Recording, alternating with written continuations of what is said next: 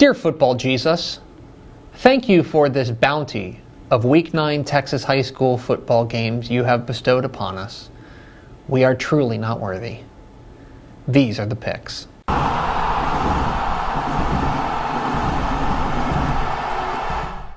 Welcome into the Picks, your guide to Texas high school football weekend. My name is Greg Tepper of Dave Campbell's Texas Football and TexasFootball.com. Thank you so much for tuning in, and welcome to the best week of the year. Oh my gosh. I know I sit here in this chair every week and I talk you into how exciting the week of Texas high school football is, but every other week I was lying, at least compared to this week, because this week, Week 9 of the 2022 Texas high school football season is, I'm not kidding, the best week of Texas high school football regular season that I can remember in like years. It's incredible. The depth, the incredible, outstanding games you've got everywhere. You've got state-ranked matchups. You have two matchups of defending state champions. You've got an 109-game district winning streak in severe peril. You've got one of the great all-time small school rivalries going on. I mean, everywhere that you look, it is just banger after banger after banger after banger. Week 9 of the 2022 Texas high school football season has an opportunity to be legendary. Do I have your attention now? We start in China Spring. 7:30 p.m. Friday night at Cougar Stadium in China Spring. It is a matchup of defending 4A state champs. It is a matchup of number 1 versus number 2 in 4A Division 1. It's the Stephenville Yellow Jackets visiting the China Spring Cougars. What are the keys to this matchup? Key number 1, defensive questions abound. So for all the offensive firepower in this game, I want to focus on the defensive side because I think that's ultimately what's going to tell the tale in this game. I've been pretty open about my concerns about the Stephenville defense over the course of the year.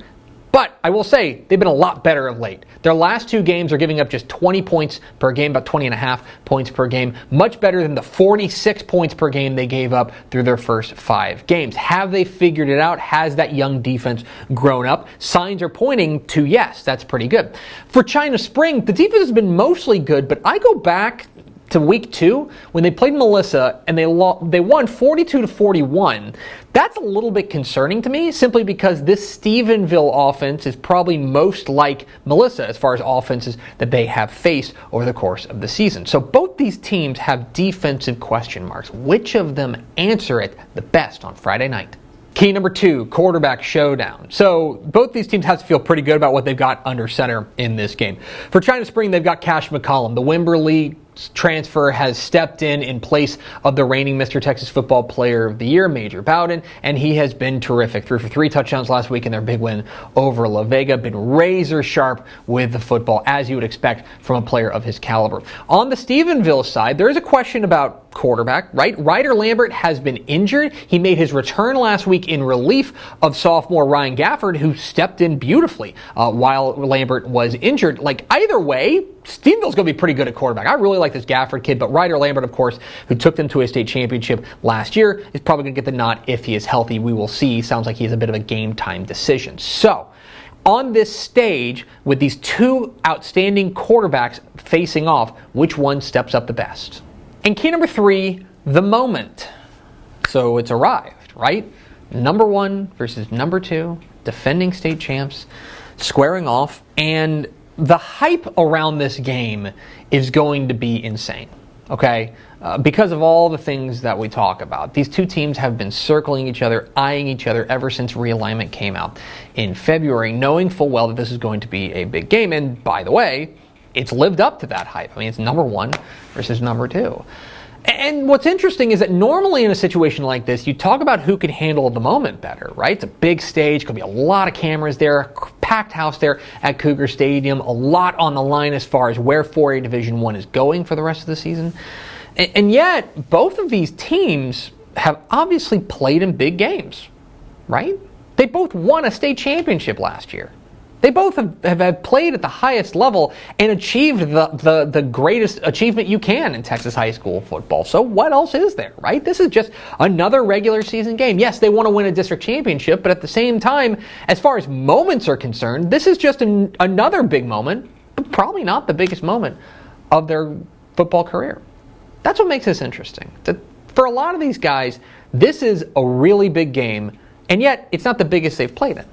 So, all that said, this is still the most hyped game in the state.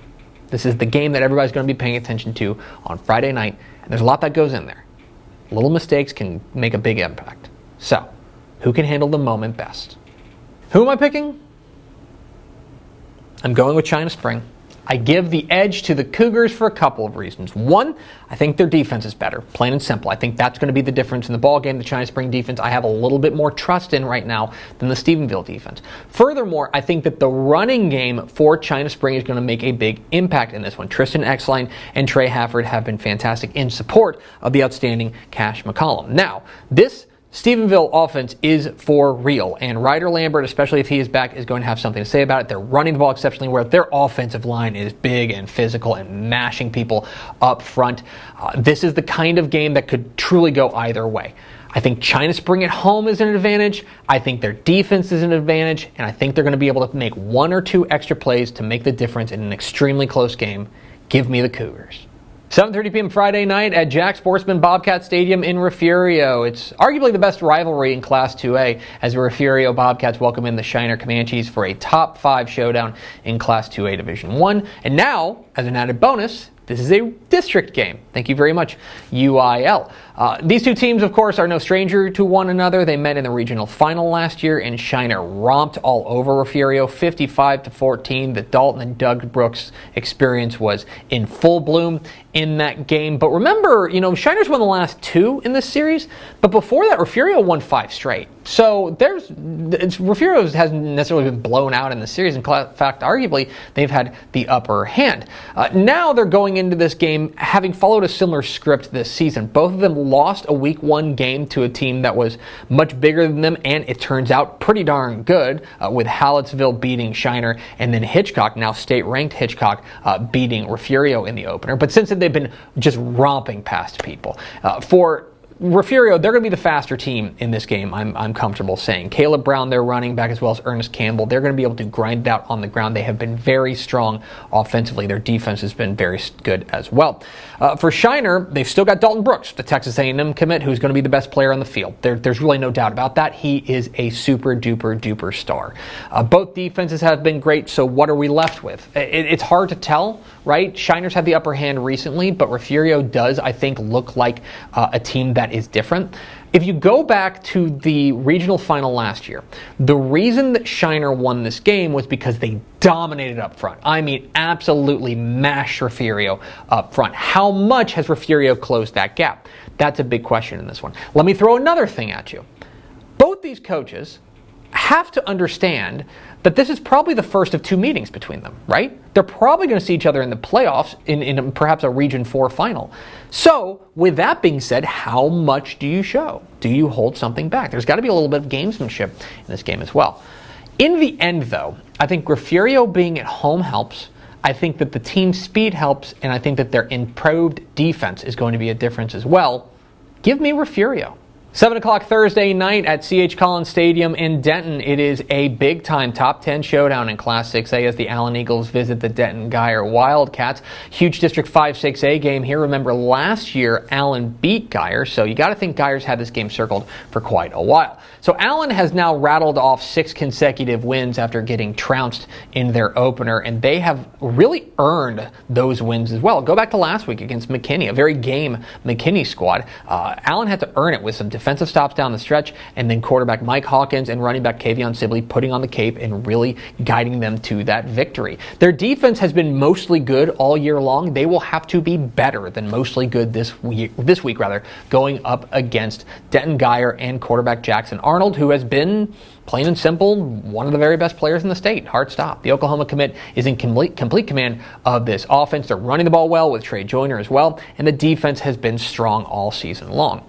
So, look, how do you split these two teams? I think the big key for Allen is going to be getting pressure on Jackson Arnold and making it so that he does not have an opportunity to perhaps expose a young Allen secondary. That's where I think Geyer's got their biggest advantage. The Geyer receivers up against this Allen secondary, so it's going to have to start up front for Allen, where they tend to be pretty darn good. In the end, though, I think that Geyer's got too much firepower, and I think their defense is playing at too high of a level. I think Geyer gets the victory. And what a weekend at C.H. Collins Stadium in Denton. Let's stay there. 7 o'clock Friday night, the Alito Bearcats come calling to take on the Denton Ryan Raiders. When realignment came out in February, this was the game we all had circled because, hey, it's Alito playing Ryan in a district game. And of course, Alito had not lost a district game in more than 100 contests. That is now up to 109 after last week's trouncing of Burleson Centennial. What a showcase for the Bearcats last week. House Haney, their quarterback, was on one last week. 6 total touchdowns, and their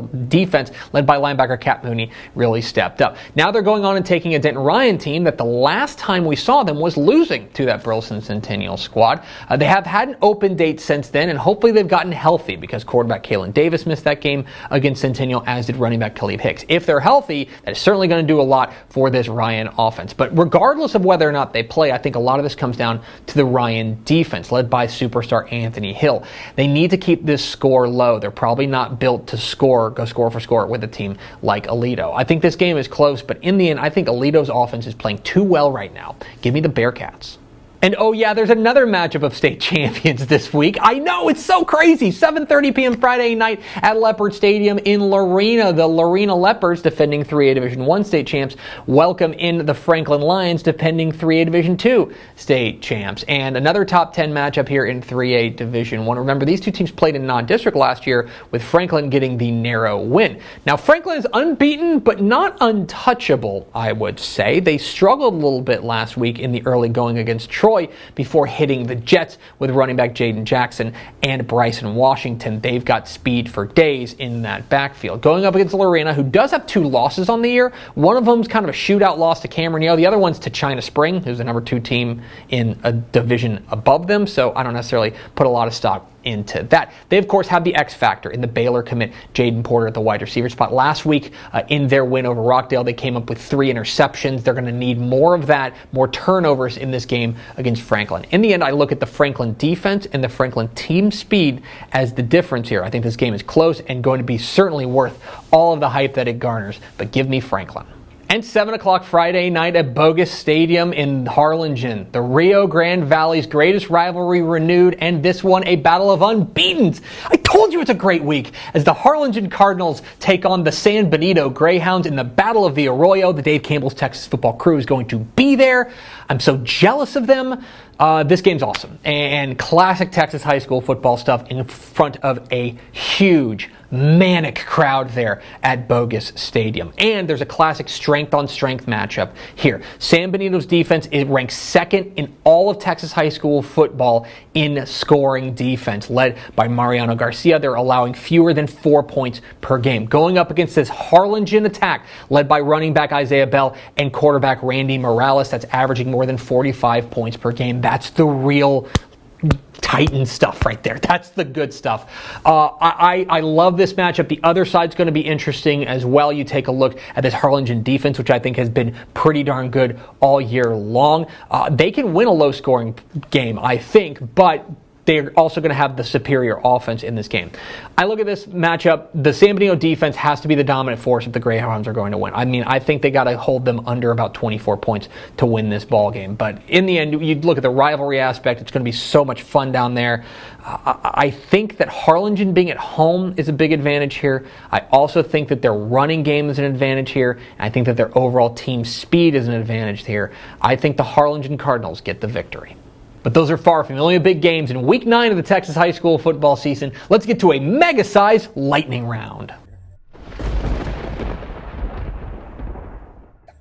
I'm going with Wink over McCamey. Toller takes down Bangs, and West Orange Stark gets by Jasper. Timpson stays perfect with a win over Joaquin. Sunray squeaks by Groover, and a huge game in Texarkana. I like Pleasant Grove over Liberty Ilo. Sonora bounces back with a win over Anthony. Seguin takes down New Braunfels Canyon, and give me Silsby over Hampshire Finette. I like San Antonio Wagner over Buda Hayes. Give me Navasota to bounce back with a win over Stafford, and Odessa Permian bounces back with a win over Friendship. It's the Kraut Bowl. I like Munster over Lindsay. How about surprising Milano? I think they stay unbeaten with a win over Bremont, and give me Longview over McKinney North. I like Midlothian to stay perfect with a win over Lake Belton. I like Mart to stay perfect with a win over Wortham, and give me Klein Collins over Klein Kane. I like Llano over Blanco. Katy gets by Katy Cinco Ranch in a huge game in Central Texas. I like Killeen Harker Heights over Temple. Jourdanton beats Poteet. I like Umbel Atascocita over Houston C.E. King, and Hawley beats Olney. I'm a believer in Archer City. I think they beat Windthorst. A huge game in 3A. I like Grandview over West, and give me Ganado to beat Three Rivers. Huge game in Frisco. I like unbeaten Reedy to beat Frisco High. Give me El Paso Riverside over El Paso Austin, and I like Edna over Goliad. I like El Paso Pebble Hills over El Paso Franklin. In Austin, I really do think Dripping Springs is going to beat Lake Travis, and a huge game in Corpus.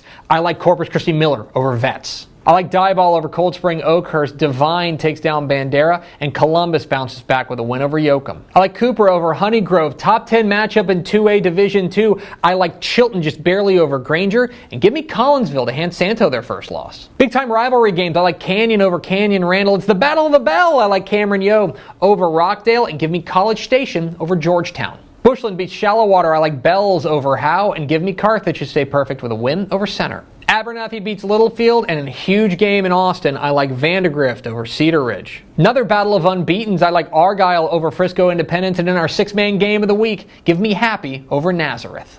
And those are the picks, a supersized edition of the picks, but I told you this week is just that darn good. I promise you I left some games out, so let me know which games did I miss, which games am I wrong about. Leave comments down below. Don't forget that subscribe button.